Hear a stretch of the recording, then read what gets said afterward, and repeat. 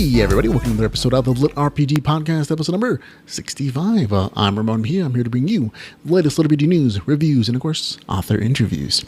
This week, I have, there's been quite a few new LitRPG stories that have come out these last couple weeks.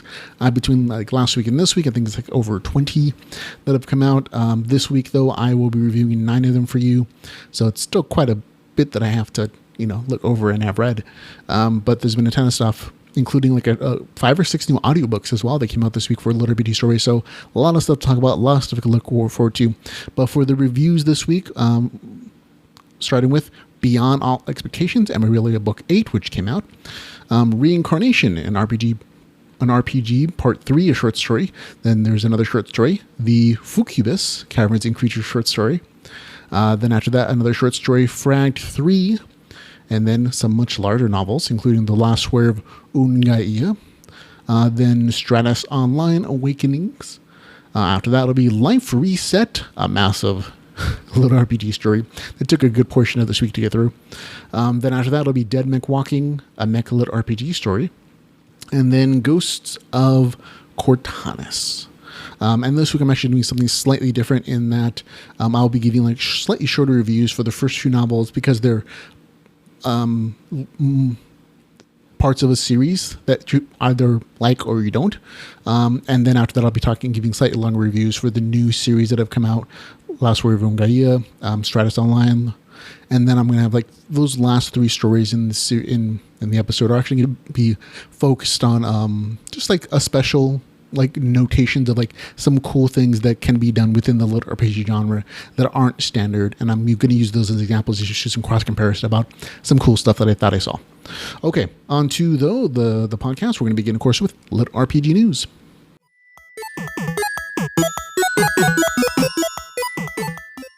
And in LitRPG news, we're going to begin with, the only story this week, Feyroll, More Than a Game, written by A. Vasilevi, Feyroll Book 4 in that series, I should say, was supposed to have come out this week. It didn't. The publishers who were translating from Russian to English, LitWorld, mentioned on their site that this statement. As many of you know, there's a slightly delay with Feyroll 4, but don't worry, we're working to get it out to you as soon as possible. In the meantime, you can enjoy the free sample and knowledge that this is the best yet. Additionally, they mentioned, we also have other exciting news. More Than a Game will soon be available as an audiobook. So, some news from the Feyroll world. That one was supposed to come out, I think, on the 15th this month. Obviously isn't, and I don't have a update on it, when to expect it. So we'll leave it out of the upcoming LitRPG until we get some more information. But there you go, LitRPG news. On to, some stories that came out this week we weren't able to review, including Unlikely Heroes, a LitRPG science fiction adventure, Epsilon Shadowgate, and The Kingdom Stone, and then Earth's Gambit, the game, book 2. So that last one, definitely excited to see finally come out. I'm only partway through it, and I had to stop because I had actual reviews that I promised to get out earlier. So I'm looking forward to reading it this weekend, along with Vasily Mihinko's Way the Shaman Book 6, which is also going to come out in the next couple days. Okay, some new audiobooks. Again, a ton of new audiobooks that came out this week, including The Last Word of Ungaea. The author was nice enough to have the dual release between his novel, the ebook version, and the audiobook, narrated by Jeff Hayes. Also out recently as LitRPG novels, audiobooks, I should say, Challenge, The Unbound Deathlord Book 1, The Slime Dungeon Chronicles Book 1, Viridian Gate Crimson Lanes, that's the second book in that series, came out as an audiobook, and last but not least, Reboot, Afterlife Online Book 1, also out as an audiobook this week. So go check them out if you're an audiobook lover of LitRPG, which is a very narrow kind of subcategory at this point. These are all really good stories. Go look at the reviews on the website if you want to go check out the longer version of them. But, good stories, good reads. There you go. Okay, an upcoming LitRPG. This is just where we read off the list of stuff that's coming out that I know about or that's on Amazon as pre-order. Feel free to skip ahead if you don't want to hear it, but some good stuff. Including Shaman's Revenge out on August the 20th. That actually has a pre-order available for it now. Just came out, so it's there if you want to go purchase it in advance, but it's only a couple days. On August 22nd, Shards of Reality, a LitRPG adventure. On the 24th of August, Shattered Lands, Book 1, also Shadowlands Book 2, The Fall of Blackstone. So the author is actually putting out not one, but two LitRPG stories in a series the same day. So that is a choice. I don't know how that's going to go for sales or anything, but I'll be looking forward to reading them. Also on the September the 20th, actually this one's out September 28th, on the Lost Continent, Altered Game Book 2. On the 30th of September, it'll be Infinite Reality, Daggerland Online, Novel 1. There's more to the title, but I'm not reading all that. Then October the 11th, the last thing on the list, A Game with No Rules, Perimeter Defense Book 4, the last in that series. Okay, that's it. On to new releases and reviews.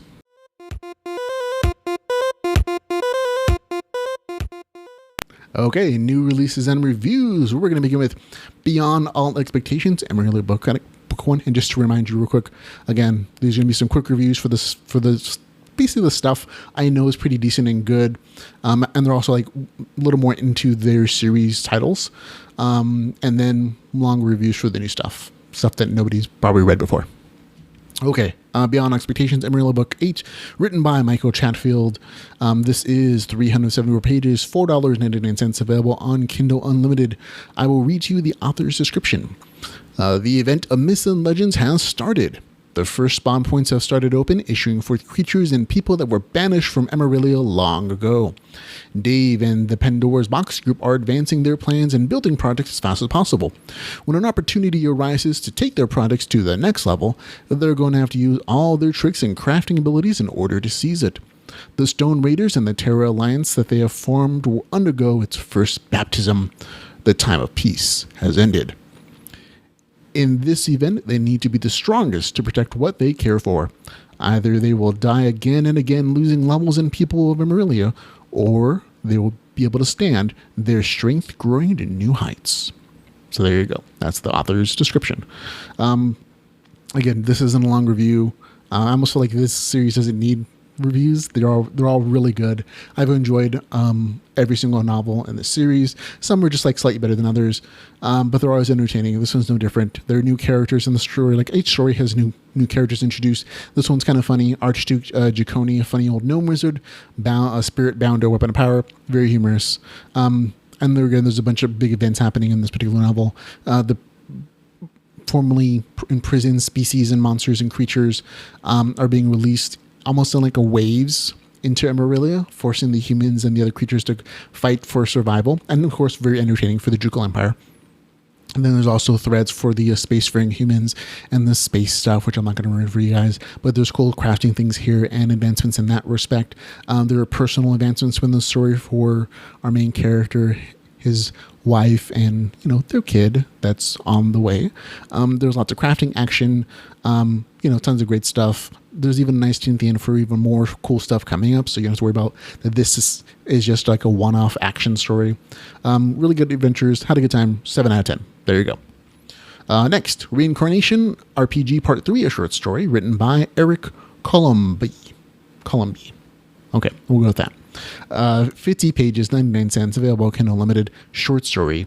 I think it might be a little longer than 50 pages, but still a relatively short story. This is the author's description. John died and was reincarnated into a world that resembles his favorite RPG. His in-game level carried over with him, and he is overpowered in this rundown world. Keeping his stats secret, he looks for a way home.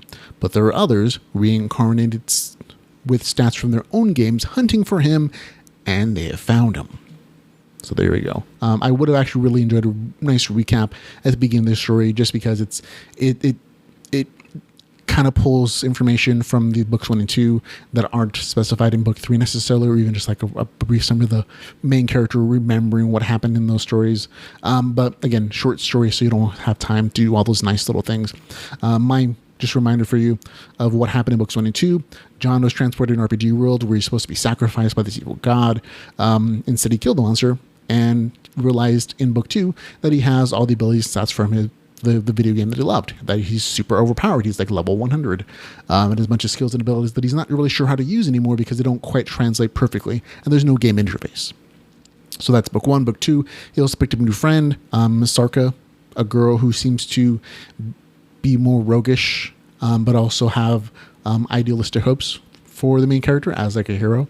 And then we get this book, which is more action, more fighting, more explanation of the RPG world. And there's this new thread introducing others who are like the main character, who are summoned from their own worlds with their own game powers and things they pulled from their own games, including their own levels and skills and ability. And the main character has conflicts with them, which I'm not going to spoil for you because short story, not a lot there in the first place, so don't want to spoil it. But it's good stuff. The end had a bit of emotional resolution that felt a little forced, but, other than that, really quite nice. Score 7 out of 10.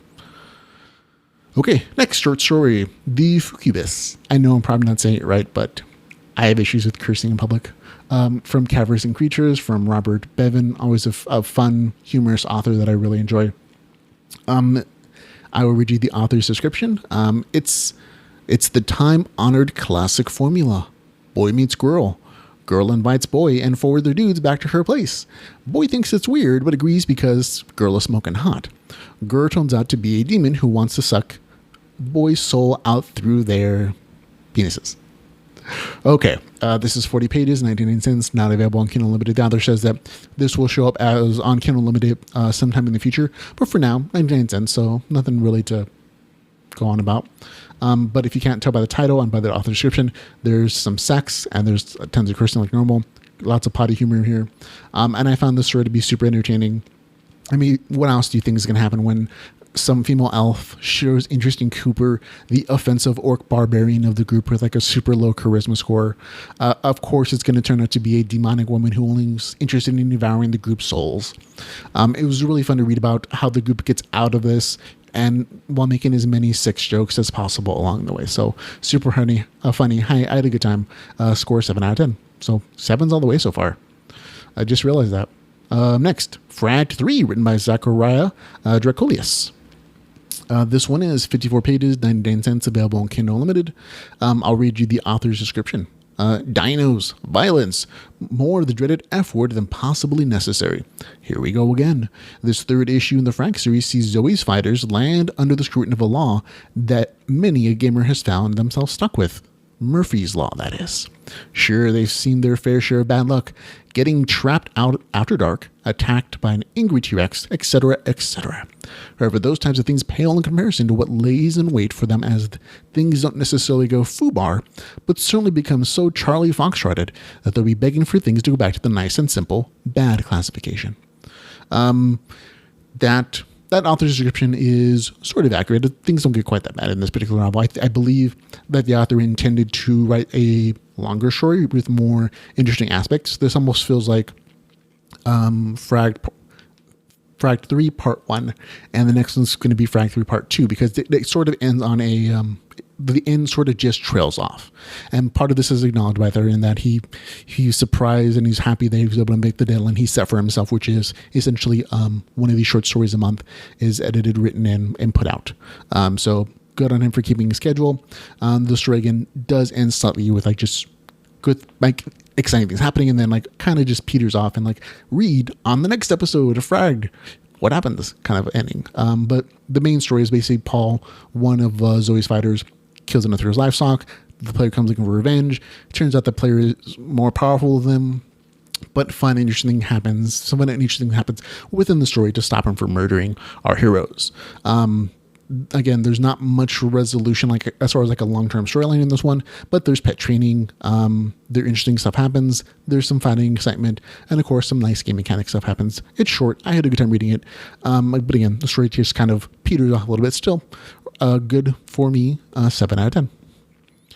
Okay, on to some more lengthy reviews. The Last Warrior of Ungaea, written by Harmon Cooper. This one is 264 pages, $2.99, available on Kindle Unlimited. I will read to you the author's description. A player killer with nothing left to use, Auric Ruin wants nothing more than to avenge the villagers of Ducat, who were butchered before his very eyes by the Drachma killers. But with the people of the Ruin Lands encroaching on the southern cities of Ungaea, and something brewing in the sky that could prove fatal to the entire online world, Auric must make the choice between personal vengeance and becoming the hero he is destined to be. Joining him on this epic journey are a giant Targorvian wolf, a mute solar mage, and a cunning illusionist named San Raid. So there you go. Full disclosure, I got an advance review copy of this novel for review from the author. I was supposed to get this review out a couple days before, but I got caught up with a bunch of other stories, so it's still here, though, for the podcast. So there you go. One of the more unique aspects of this particular novel is the main character's character class. He's not just a player killer in the respect that he enjoys player versus player action and kills other characters, but there's an actual class in this particular world of Unigaea, which is its own virtual reality world. Like all the stories in Harmon Cooper's universe exist in the same multiverse, basically. They're all connected in the same like internet universe, game-based world, but each game has its own world where the rules are different. And this world is no different. On the world of Unigaea, there's some mechanics that are different and important, and that this world has permadeath, in the respect that if a player dies for any reason whatsoever, whether they're killed by another character or by environmental hazards or by monsters, they have to start all over, which means even they're level 100, they're killed by a noob, level 3, that they have to start over at level 1, choose new classes, whatever. And so death has an actual impact. They can't just die. They have to do everything they can to survive. Otherwise, they lose all their progress. Additionally, there are some very unique classes in here, like a solar mage. And then the one that the main character has, which is going to be player killer. The story starts off with the main character, Oric Rune, being a level 8 player killer. He is a subclass of a level 3 herbalist and an infamy of 38 players killed. Now, some of the things that make this particular class so interesting, or at least different, is that there are rewards for player killing as a class. Every 5 players that the main character kills, he actually gets a free stat, which is really important because every level he has limited stats that he can assign to his various, abilities or, stats, strength, dexterity, charisma, whatever the case is, intelligence. And so getting new ones for free, essentially, from killing players is a big boost. And it kind of gives him an edge as far as being efficient and powerful. Because he gets free stats for every player he kills. So there you go. The downside, of course, is that every player he kills increases its infamy, makes him less popular in NPC villages, and his class on the whole is seen as bad by the societies, NPCs and players alike, and that he's a threat always because he gains his power from killing them. So there you go. Those are the drawbacks. The story starts off actiony as all heck. The main character goes to fight a group of orcs just on the chance that there are some players among them that he's going to try to kill. And that's when a lot of this information is revealed. Additionally, the main character's motivations for choosing the player killer class are revealed fairly early. He's not just somebody that likes killing players for no reason whatsoever. He enjoys the challenge, of course, of fighting, intelligent players versus NPCs or mobs.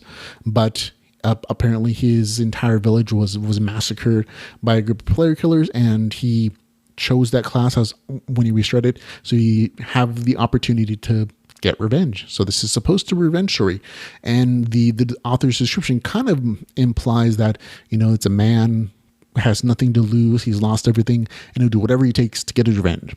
And that does not pan out as far as emotionally for the author. Or for the character, I should say.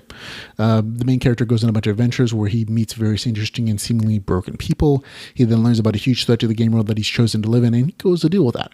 The main characters, the game mechanics are very solid. And I appreciate the novel creating a permadeath world and incorporating a class of characters like player killer and some other interesting classes in the story. There's crafting, there's action, there's banter between characters that's very entertaining and funny. However, the thing that stops the story from getting a better score for me is essentially that I never really empathize with the main character. His motivations are stated. I'm not saying that's not the case, but I don't see them as they're described. I don't see the actions for the main character kind of matching those same statements of a man who has nothing to lose. He's not a reluctant hero. He's definitely not a villain or anti-hero. So I'm not really sure what he is besides essentially a decent person, which makes the choice of him becoming the thing that destroyed his last life kind of out of character as far as I understand it, as far as I could read into the story. So his motivations were very unclear for me from the very start, and then it really matched the kind of character description and his actions that were through the story. So that was probably the biggest thing that stopped from being like a 7 out of 10 for me. Overall, again, it's not a bad read by any stretch of the imagination. There's a lot of things here that I enjoyed. It's just action, humor. I'm always a sucker for crafting, so that's there. And again, I like the player character class. That was always cool. But again, I never really connected with the main character. I did actually enjoy the audiobook version that I listened to a little bit more than the written version, and maybe that's it. Maybe just Jeff Hayes can do all the emoting and connecting that the character needed. But this is the review for the ebook version, and for me, I got a score of 6 out of 10. So there you go. Not bad. Again, just not good. Not none of that stuff. Just something in the middle. Other people might enjoy it quite a bit more than me. Just didn't connect for me. So there you go. Okay, on to Stratus Online Awakening, written by Drew Cordell. Okay, this one is 420 pages, available on Kindle Unlimited, $3.99. Full disclosure again, I got an advance copy for review from the author. I will read you the author's description. Edwin Morse has been playing Sarkarn online almost his whole life. In fact, most people have. While he considers himself a skilled player, he could never really find the time to take his game to the next level and pay the bills. After he is finally pushed over the edge with his job at Burger Planet, Edwin stumbles upon a man representing a game company called Stratus Labs. Edwin is offered a lucrative position with the company to test and beat Stratus Online, an incredible, fully immersive MMO designed to dethrone Sarkarn Online. Edwin will have to unite with his friends and compete against other teams, but not everything is as it seems within Stratus Labs, and the stakes are much higher than he could ever have imagined. With the clock ticking, will Edwin have what it takes to complete the seemingly insurmountable task of beating Stratus Online before it's too late? So there we go, author's description. I liked most of this story. I have issues with the ending, which is going to get a little spoilery. If you just want to hear my general thoughts of it, the first portion of it is really good. And I really enjoyed the setup of the story. I enjoyed the competition portion of the story. It's just at the end of it, there was like this twist, like almost in the last 10%, that ruined a lot of things that I liked. And that not that it made them bad or unreasonable, but it just kind of put them in a different light that made them less important in my mind, and it kind of stopped me from enjoying it as much as I would have liked to. So that's the short version of this review. It's going to get a little spoilery, so if you want to skip ahead past this one, that's fine. So there it is. So I'll give you a second. Okay, so folks, if you're staying here, there are going to be some plot points here. The first 40% of the story is really good. I like the backstory with Edwin, main character.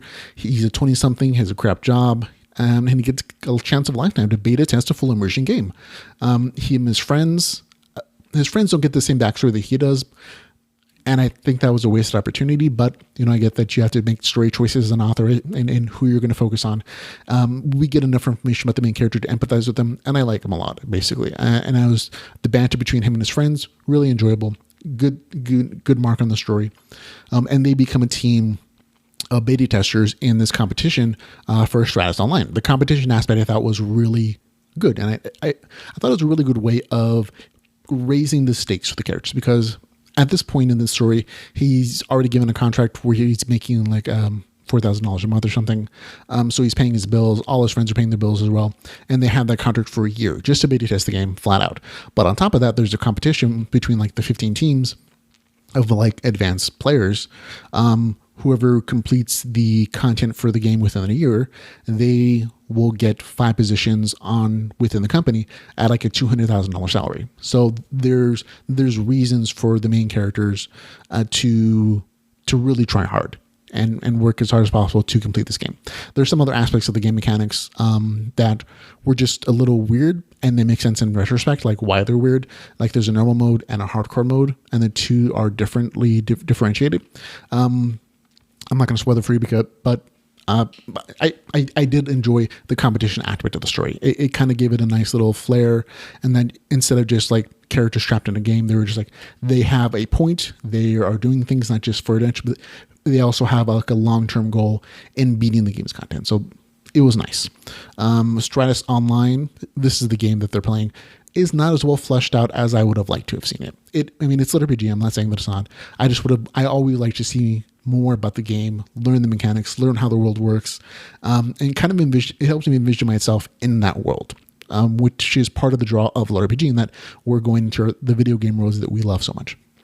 I actually felt like I knew more about the game mechanics of the game that the main characters are leaving Sarkon Online, which was kind of odd. I mean, it makes sense again in retrospect, but it was something that kind of like stood out for me is not being as well fleshed out as it could have been.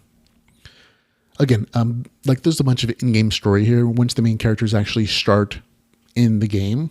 Which takes a little bit, but not too much. That the quests go on. There's like an in-game storyline about stopping Titans from coming back to the game world and overtaking the gods and stuff. But ultimately, there's no point in talking about it because none of that really felt like it mattered. And again, a lot of spoilers here. At the 40% mark, there's a villain introduced. His name is Jason. Very predictable.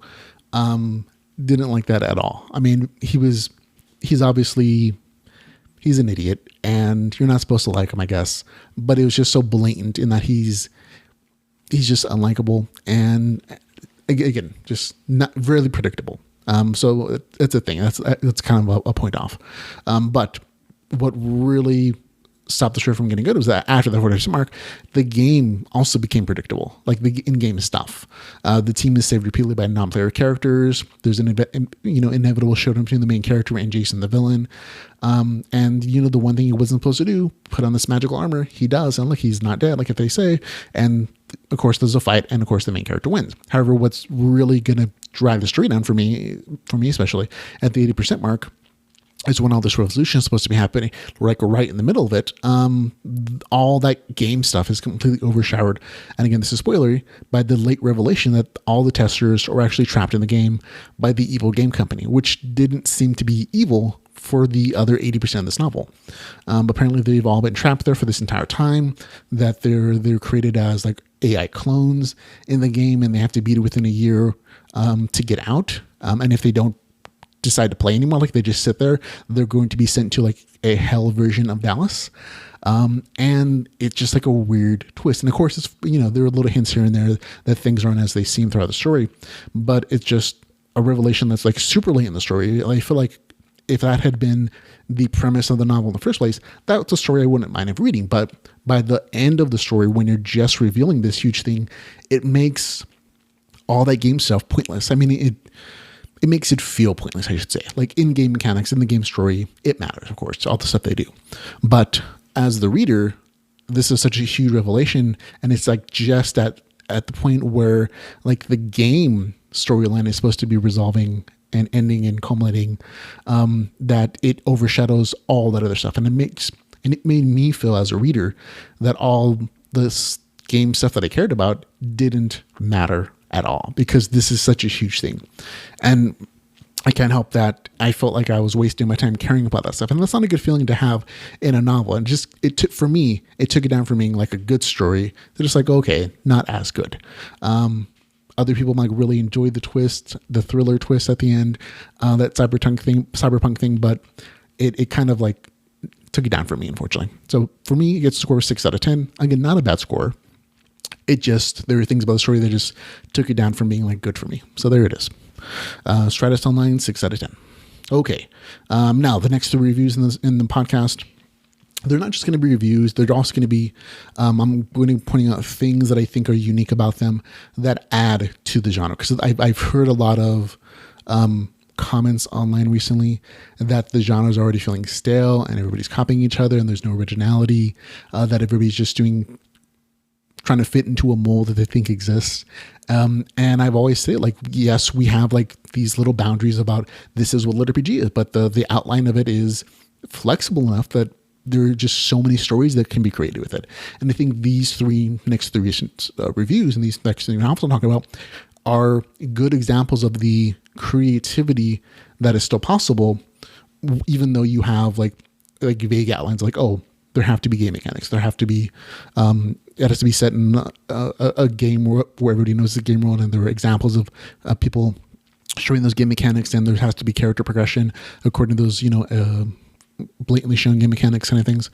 That there are still great stories possible, and they can be original, and that even if there are like a few like guidelines to LitRPG to differentiate it from virtual reality fiction or video game fiction, or just video game fiction, that there's good stories here. And I think these are three great examples of showing there is creativity possible. It's just, people have to do it, And so the first one, Life Reset, a LitRPG novel, New Era Online Book 1, written by, I'm probably going to say his name wrong, but it's Shamir Kuznits. Sorry, man. This is 862 pages. That's right. 862 pages, $3.99. It is not available on Kindle Unlimited at this point. But for that many pages, this is like easily 3, 4, or 5 days worth of reading. Like, this novel is longer than probably most of the other ones that combined that I've already reviewed. So it is a huge novel, and it took me several days to get through it. So it took a good portion of like my weekend as well. But it's really nice. So it's coming from the Royal Road. It's written as a serial over the course of a couple of years. The author got it nicely professionally edited, did rewrites on it to make it a more coherent story. A lot of great stuff in here, though. I'll read you the author's description of it so you kind of have an idea what he says about it. After being betrayed and cursed by an extremely rare spell, Orin, a powerful and influential player, finds himself at a first level goblin. Without even a fraction of his previous power, he vows to pull through and have revenge against those who betrayed him. His thorough knowledge of the game's world and his unique ability to immerse himself entirely are his only advantages. But first, he must figure out how to survive long enough playing what is basically a low-level fodder monster. So there you go. That's the author's description of the novel. Honestly, a lot of people love this story. They loved it on the Royal Road. It's a huge following. In the week since it has been published, the novel already has over 100 reviews, like 94% of which are 5-star reviews. So, there's a lot of love for the story. The game itself is New Era Online. It's a full immersion virtual reality game. The main character, Orin Byrne, he got super lucky. And these aren't spoilers. This is all the backstory I'm talking about for the main character happens within the first 1% of the novel. So the main character is intelligent. He got lucky early in the game's release, and he discovered a new discipline, mana manipulation. Because of the way the game is set up, he has exclusive rights to it unless he chooses to teach to others. And he kind of uses this, essentially quit his job, make real money, and he makes like $10K a month just teaching other players this unique branch of magic. So of course he quit his job. I would too. He also forms a guild within the game based on the School of Magic and teaching it. But here's that first betrayal. He's betrayed by one of his students, who not only kills the main character with a rare score, but he also resets him as a first level monster, as a goblin in a faraway land. There were some other cool mechanics there about inner game stuff about how the world spawns monsters, what it does with them, that they have a different time differential, time dilation between them and the rest of the game world, things like something like 3 or 6 to 1. So the world is moving much faster for the main character, and he gets to do a lot more stuff than the rest of the game characters, and of course much more than the regular world. So it's a nice advantage for the main character. But a lot of the beginning of our story is Orin, the main character, waking up as a goblin. And because of his understanding of mana manipulation, he gets access to magic and abilities that goblins don't normally have. You don't usually have goblins, throwing magic missiles or whatever. And it kind of gives an advantage as a monster. But he also discovers in the cave he's in that there's already a goblin tribe there. And his first instinct, of course, is to murder them all for experience. But then he realizes he's a monster too, and they're talking to him, which is something that's never happened to him as a normal player, because he's now considered a monster in the world. And so the monsters treat them like one of him. And he gets to see how their culture exists and how their tribal society exists. And he's kind of expanding a mind and seeing that these AI characters, AI entities, aren't just fodder for his game. And that's part of the story as well. So a lot of cool stuff here. And again, the first portion of the story, I'd say the first 27% of the story is really just about Orin being betrayed, figuring out how to live as a goblin, how to be a part of this tribal society. Because remember, at this point in the story, he's really low level, but the other goblins can murder him, and then he'd be, SOL. But at the same point, learning about their culture, their tribal society, and how he can possibly use them to get his revenge later on in his planning. There's a bunch of early quests in there that reveal how being a monster is different than a player. Like he has different rules applied to him as a monster than he would have as an actual player character. And that's what it is for the first 27%. Now, from the 27% mark to the 82% mark, this is slightly spoilery. So if you don't want to hear it, just skip ahead to the end. Okay. From the 27% mark to the 80% mark, it's really mostly about community and town building. Like most of the story is that. I mean, there's some action and adventure, and the main character progresses in power and magic and whatever. But like something like 60% of the story is essentially the main character establishes his own village, and that introduces a bunch of new game mechanics that revolve around spawning goblins, building structures, balancing village resources to accomplish goals. And it's super interesting if you like games like Civilization, Warcraft, Starcraft, Total War, those kind of development games. If you like those games, you're going to love this story like so much. Like there's so many game details. I mean, it's outstanding. And I'm, as a nerd like that, I was like, oh, this is totally my story. And so you can appreciate why so many people are enthusiastic about the story. Because if you like Dragon's Wrath and like their village stuff, where he's building a village and advancing it and like helping other characters advance their powers and specializations and crafting and stuff and a bunch of village town building stuff, this is totally your story. If you didn't like that portion of that story, or you don't like those kind of games, you might find this tedious and boring and overly detailed. And it's just one of those things, like one or the other. And there's definitely a fan base for the story because it does go into so much detail for such a long time that a lot of people are like, I don't read these kind of stories enough, and this is amazing, and I liked it as well. About the 82% mark of the story, though, the story again shifts away from that town building stuff. So, like the first 27% and the last 18% of the story, they're more normal stories where the main character has plots, reasons, adventures, and it's more combat focused. And so after the 82% mark of the story again shifts away from town building, and there's more of a standard narrative where the main character tries to save someone he doesn't care about and faces off against the big bad villain. And that kind of ends the story. There's a bunch of details in that I'm kind of omitting because if you're going to read it, go discover it for yourself. If you're not going to read it, now you know why. But again, I had a great time reading the story. I'm a big fan of these resource managed civilization games, though, and that's why I really like the story, though. Again, if you don't like the stories, though, you're probably not going to enjoy this as much. If not, you might find the entire middle 60% of the story kind of boring and overly detailed. But like I said, this is why we do the review, so you know what's coming up and what these books are about. So I had a good time. Good story for me. Gets a score of 8 out of 10. So there you go. But again, the thing that it kind of brings into the story, civilization building stuff, a ton of that there. And again, it's not for everybody, but it is something different than just standard go kill mobs, go kill adventure stories. You know what I mean? So this is something different, which is why people like it so much. Okay, next one, Dead Mech Walking, a mech LitRPG novel, Armored Souls, Book 1, written by Xavier P. Hunter. If you look at this cover art on this story, it looks very sci-fi. And so I went into this, I'll admit, I went into the story with like a thinking that maybe this wasn't LitRPG, kind of making assumptions. And I'm honestly happy to say that my assumptions were wrong, that this is totally LitRPG. The author does a really good job of telling the story. I will read you the author's description before I get too much into so you understand the story a little bit.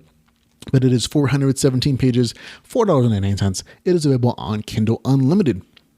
Okay, author's description. 100 tons of walking steel, one human heart. Sergeant Reggie King wakes up from a battlefield injury to find himself physically intact, but the hospital staff insists he is not fit to return to duty. As part of his psychological recovery, they introduced him to a game. Armored Souls is a tank game on steroids. Giant walking mechs called juggernauts engage in interplanetary wars as noble houses and mercenary factions wage endless battles for supremacy. For the pilots of these juggernauts, the rewards are glory, cash, and XP.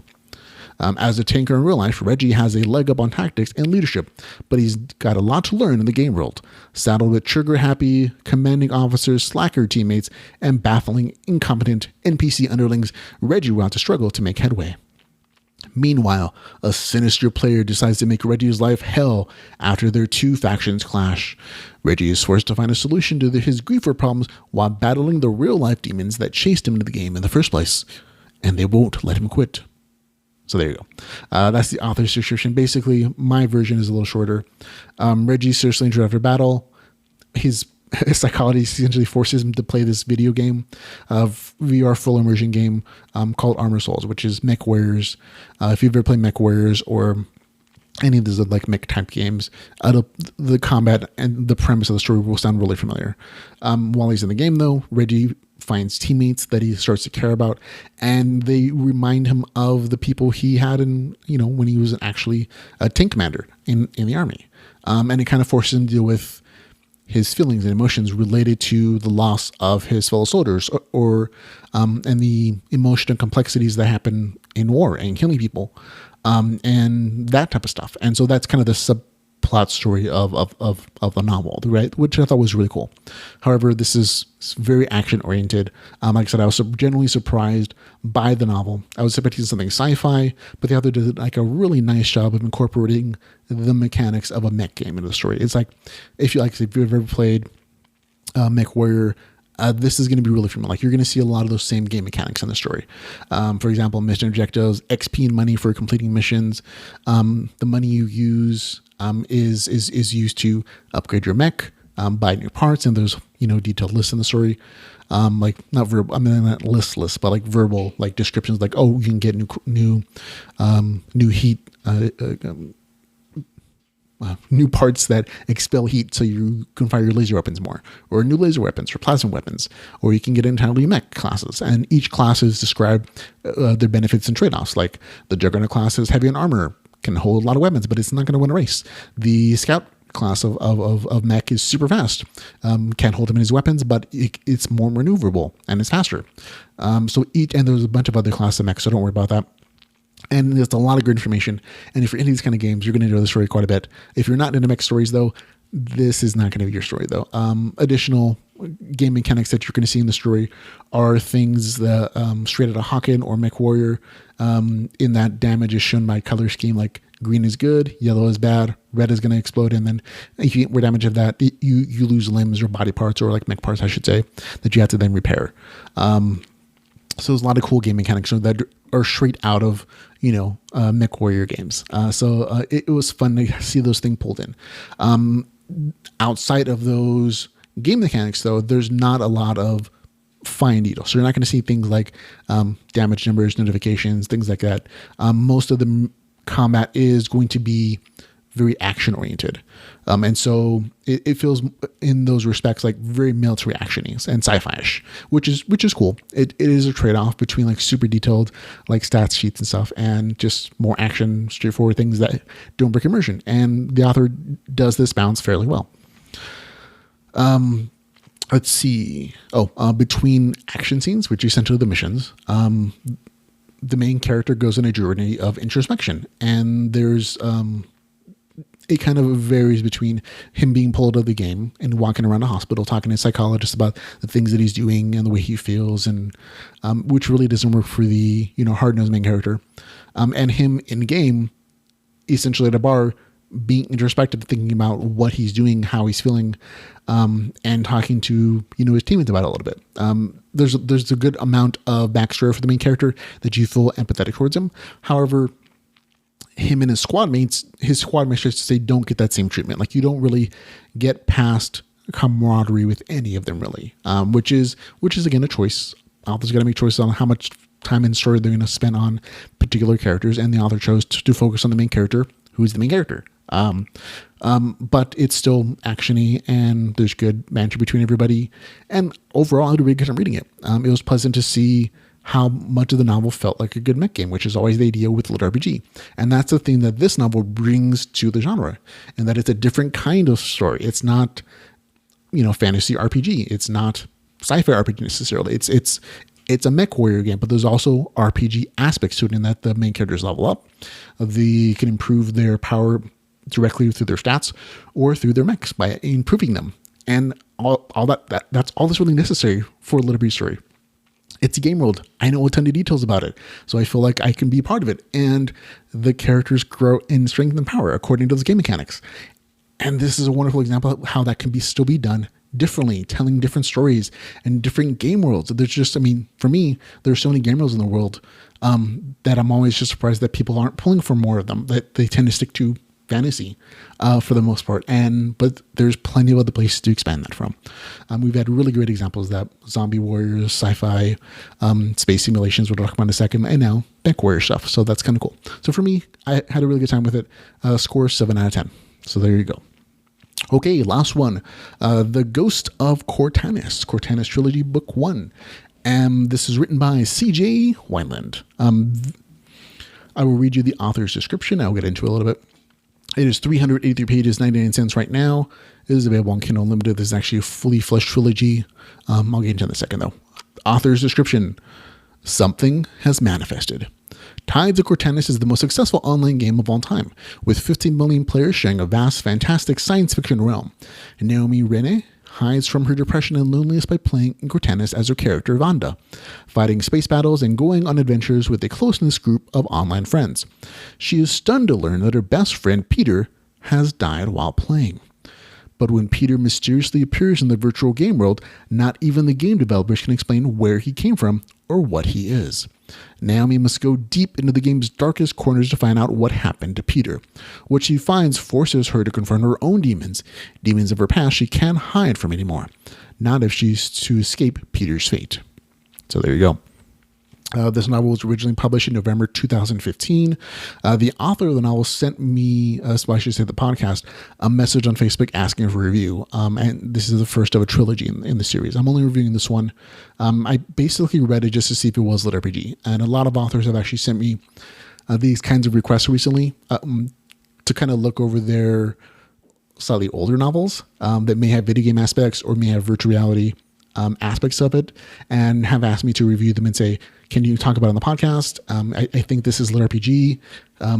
And honestly, the most of them have not been. And I've had to write back to the author saying, I'm sorry that your story is not LitRPG for whatever reasons I'm posting. And kind of decline to give it a public review. And if they really want me to, I will. It's just never going to be a good review.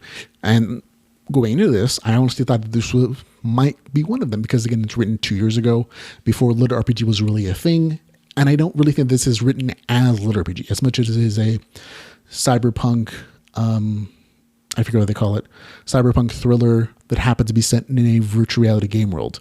But even though remember, this was written 2 years ago before LitRPG was a thing. And so at that time, it wasn't really as accepted to talk about game details in the world, and which is why most novels prior to the last year or so ago aren't as fleshed out as the novels that are been written specifically as LitRPG.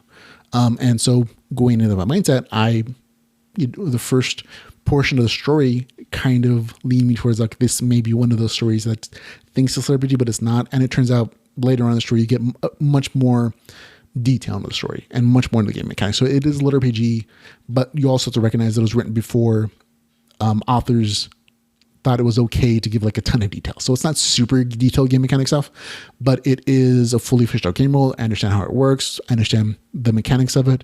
There's just aren't things like stats and a ton of level ups or a ton of, damage notifications or anything like that. So I'll talk about it as it is though. Okay. The game world is first presented as a space mission fighter game, and there are details about how the AI creates custom challenges with players. So this is more like the game mechanics of the story, what actually exists there. There's an AI within the game system that basically, I want to say reads people's minds, but it reads people's expressions and their dilations of eyes and their voice recognitions and how challenging it is for them in game. And it creates custom missions for them. So the game's always challenging. And within the game story, portions of it, there are fighter challenges where players going on missions to conquer space stations. There's player versus player upgrading ships. And that's the first taste of what you get for the game world portion of it. After the 30% mark of the story, you get more of the single player game experience. The first introduction to the game mechanics are mostly like groups of space fighters, guilds fighting things, of which the main character is a member of a guild. After the 30% mark, you get the main character's single player mission, where she's trying to find the ghost of her friend and figure out what it is. And by including her AI companion, who has to create a new character, that's where you're introduced to a lot of the more simpler game mechanics, like levels, health bars, damage from weapons, upgrading skills, things like that. So that's where you get more of the sci-fi MMO feel. But even then, it's not super detailed, but you do understand a lot of the game world enough so that it is LitRPG. I would have liked to have seen more, of course, but again, this was written 2 years ago, so it's hard to complain about it now in retrospect. But I'm always a huge fan of like super detailed game worlds. And while this isn't that, it is still LitRPG for me, at least, because it hits those two qualifiers for me. Okay. Okay, here we go. What I really liked about the story, the thing that kind of makes it enjoyable for me, though, outside of that game stuff, which isn't, I'll say, it's not super detailed, so it's not the thing that I really love the most about the story. What I did like about the story was the sci-fi elements of it. The first 4% of the novel is super speculative science fiction stuff. That's going to get a little spoilery, so but it is the first 4%. There are details about an AI system that its potential not only to read and understand human emotions and reactions, but then create content based upon that feedback that I found super interesting. The author goes into like a ton of like real science details. He did his research, and I appreciated that aspect of it. Like, this is stuff that seems very reasonable, even though it's set in the future. It's scientifically plausible, which creates some very interesting possibilities for artificial reality, artificial intelligence, and of course virtual reality as a medium of storytelling and being variable.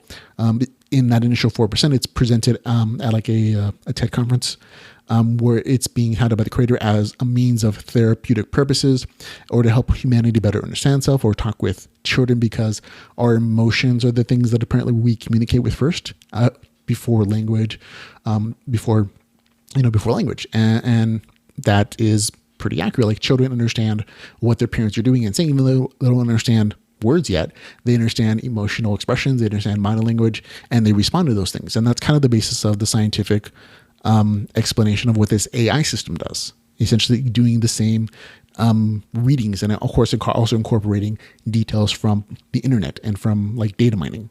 So it's a really cool system that's explained, and that kind of got me excited enough, because again, you don't get to the game worlds right away, and this is definitely a good hook for me, at least as a nerd, especially like a science fiction nerd, to like keep me hooked. So that's what kept me reading in the story, even though again, like, the game doesn't come until like quite a bit later. Now, the system also, this same system I think is also what's used in this game world, which is how they're connecting, but that's not till much later. The story then gets into this cyber sci-fi thriller punk realm, where the main character's friend dies, but there's a digital ghost hanging around, and there are these speculative questions about whether the game is manipulating the main character, or she's having a psychotic break because she's had issues with depression and suicide before, or if something even worse is happening. And the main character, with the help of a game administrator, goes on a quest, literally a quest generated by the game, to go find the ghost of her friend character and discover what's happening. And that's what most of the rest of the story is. Again, overall, I had a good time reading the story, which is always a plus. It not only deals with like some speculative technology, but it also deals with like some really adult themes like suicide, death, depression, and the road to kind of dealing with all that. And the story just made me think, which is always a good sign of good science fiction, in my opinion, and good storytelling. When the story makes you stop and pause and think, oh, that's cool, or that's an interesting thought process, or an interesting concept to kind of mull over. And so I had a good time reading the story. But again, it is still a LitRPG, which is why I kept reading, because the game mechanic stuff and the game world stuff was engaging. Even though, again, not as detailed as I would have liked. I mean, I'm the kind of guy who loves just stats and informations and like descriptions of stuff, but that's me. I get that not everybody loves that much detail, but there's definitely enough for the story to be LitRPG. So there you go. For me, a good score 7 out of 10. I had a good time with it. Again, I probably would have gotten an 8 if I got more detail, but again, it's written 2 years ago, so it's hard to go back and like retroactively add that kind of stuff. So it is what it is, and I enjoy it as the story that it is. It's kind of retroactive to LitRPG, because I don't think that, again, that the author intended to write it as LitRPG as much as it is written as like cyberpunk set, in a game world was like really interesting. Then it just happens to be LitRPG, but again, it's an example of something that expands the genre. It's not the same old fantasy adventure, go kill stuff, get level up, and save the princess thing. It's very speculative. Again, it deals with some really cool things. If there's another story that I would compare it to as far as like science fiction-y, it would be Continue Online. I like this story and that story for the same reasons, in that they, especially that first novel and Continue Online, they make you think they're science fiction-y, but they're also LitRPG. So cool stuff all around. So there you go. And that's it for the podcast. That's it. We're done, finished. Everyone, thank you for listening and to me ramble on about this stuff. These are some really good stories, and they're good examples of the variety of stories and game mechanics and things you can pull from different games to make your story interesting. And again, as long as it has RPG mechanics and they're evidently stated and the game world is evident and it matters. I mean, those are the only things. I mean, the rest of your story can be whatever it wants, what you want it to be. And there you go. But thanks again for listening. Sorry, I get wordy. You can follow the podcast on Facebook, Twitter, YouTube, Patreon. We'll have a link in the show notes for all those places you can do it on. And again, if you enjoyed the podcast, you want to support us, you can find all the ways to do so at litrpgpodcast.com/support. But like the easiest way for you to support the podcast and help keep us paid our bills, I guess, paying our bills. We have affiliate links in all our LitRPG notes for the show. If you click on them and you purchase those novels through those affiliate links, we get a couple pennies for every dollar that you spend. It's literally pennies on the dollar. It doesn't cost you anything extra, but it helps. All those little pennies add up, and they help keep the podcast paid for. So there you go. Only easy ways, but again, plenty of other ways to do so. But again, thank you for hanging out with me until we can hang out again, folks, and we can geek out about LitRPG stuff. Remember, go read it. Go form your own opinions. Go check out these stories, the one that you like and you think are interesting. And until we can hang out again, that's what I suggest you do. Go read some LitRPG books. Goodbye, everybody. Have a nice weekend.